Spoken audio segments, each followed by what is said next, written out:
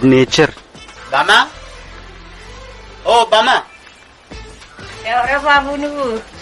ఎవరు? ఏ ఊరు నుంచి వచ్చావు? హైదరాబాద్ అల్లుడు అనుకుంటున్నాను. ఈ హైదరాబాద్ అల్లుడు కాదు బామ్మ, నేను నీ మనవడినే. మనవడు ఎవరు? ఎలా మనవడు నువ్వు? ఏం లేదులే, నేను అలా వచ్చాను, నీ మంచి చెడ్డ తెచ్చుకుందామని వచ్చాను.